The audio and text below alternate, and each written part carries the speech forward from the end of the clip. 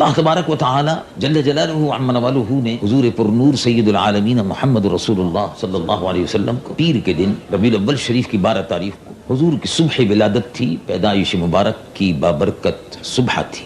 آج ہی کا ربیع الاول شریف کا دن اللہ کے رسول صلی اللہ علیہ وسلم پر جو قرآن مجید و فرقان حمید نازل ہوا، اس میں اللہ تبارک و تعالی نے خاص دنوں کو، جو بھی خاص دن ہوتے ہیں ان کو یاد رکھنے کا حکم دیا۔ یعنی جو اللہ کے دن ہیں، مثلا حج کا دن ہے، اس کو یاد رکھنے کا حکم دیا، یاد رکھو۔ مثلا لیلۃ القدر ہے، اس کے یاد رکھنے کا حکم دیا، اس کو یاد رکھو۔ اور اسی طرح سے قربانی کا دن ہے، 10 تاریخ ہے، قربانی ہوتی ہے منی کے مقام پر، اس کو یاد رکھنے کا حکم ہوا۔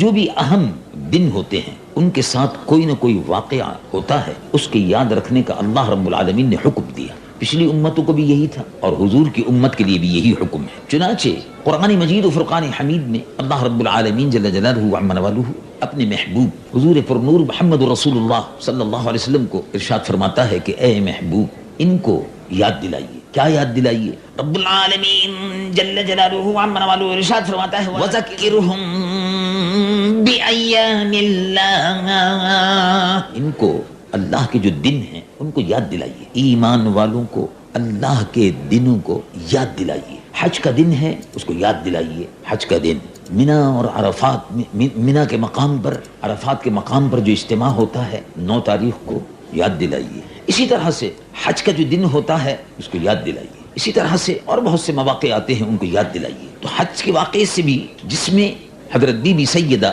حاجرہ رضی اللہ تعالی عنہ صفا اور مروہ کے درمیان میں دوڑی، یہ واقعہ بھی یاد دلانے کے لیے ہے، تو قرآن میں اس کا ذکر کیا، اور یہ اللہ کی نشانیوں میں سے ایک نشانی بن گیا۔ یعنی صفا مروہ، حضرت بی بی سیدہ حاجرہ پانی کی تلاش میں، قافلے کی تلاش میں، کسی آنے جانے والے کی تلاش میں اور پانی کی تلاش میں صفا مروہ کے درمیان میں دوڑ رہی تھی۔ حاجی جاتے ہیں، آج بھی حاجی دوڑتے ہیں اس مقام پر، تھوڑا سا دوڑتے ہیں۔ جو 2 نشان بنے ہوئے ہیں، ان 2 نشانوں کے درمیان میں جہاں جہاں حضرت بی بی حاجرہ دوڑی تھی وہ بھی دوڑتے ہیں۔ قرآن میں اس کا ذکر آتا ہے۔ رب العالمین جل جلالہ عم نوالہ ارشاد فرماتا ہے ان الصفا والمروۃ من شعائر اللہ، یہ شاعر اللہ کی نشانیوں میں سے ایک نشانی بن گیا یہ واقعہ۔ اسی طرح سے مکے میں کچھ لوگوں نے، ابرہہ ایک بادشاہ تھا، اس نے اپنے ملک میں ایک بہت بڑا عبادت خانہ بنایا۔ مکے والوں کو یہ بات بری لگی کہ اس نے یمن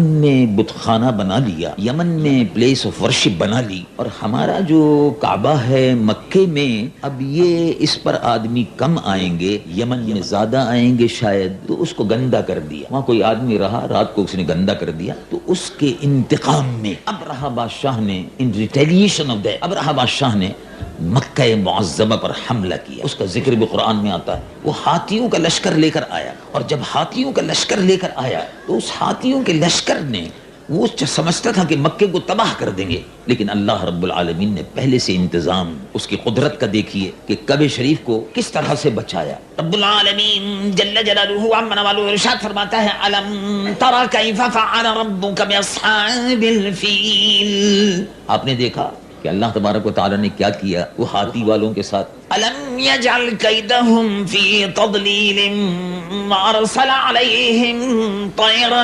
ابابیل، پرندے بھیج دیے۔ طیرا ابابیل چھوٹا سا پرندہ ہوتا ہے، وہ پرندہ جو ہے، وہ اس پرندے نے ایسا کام کیا جیسے ہوائی جہاز بمباری کرتا ہے، اور اس کے منہ میں، ابابیل کے پرندوں کے منہ میں چھوٹی چھوٹی کنکریاں تھیں، انہوں نے جو اوپر سے ابابیل پرندوں نے جو کنکریاں پھینکنی شروع کی تو وہ ہاتھیوں کے سر میں لگتی تھی، اور ہاتھی چنگھاڑے مار کر، چیخ کر پیچھے بھاگتے تھے۔ اللہ تبارک و تعالی نے بیت اللہ کی، اپنے گھر کی حفاظت فرمائی، اور اللہ تبارک و تعالی بہترین حفاظت کرنے والا ہے۔ یہ واقعہ بھی قرآن میں ذکر کیا۔ اس طرح سے اور بہت سے واقعات ہیں، یہ سب واقعات یاد رکھنے کے قابل ہیں۔ اگر بی بی حاجرہ کی صفا اور مروہ یاد رکھنے کے قابل ہے، اور طیر ابابیل کا واقعہ بھی یاد رکھنے کے قابل ہے، حضرت موسیٰ علیہ نبینا علیہ الصلوۃ والسلام بنی اسرائیل کو لے کر جب سمندر کو پار کر گئے، دریا کو پار کر گئے اور دوسرے حصے کی طرف چلے گئے، تو وہ واقعہ بھی قرآن میں ذکر ہوا اور اس کو یاد دلانے کا ذکر کیا۔ اب ذرا غور فرمائیے کہ دنیا میں سب سے اہم واقعہ کیا ہوا جس کو یاد رکھنا چاہیے؟ اگر قرآن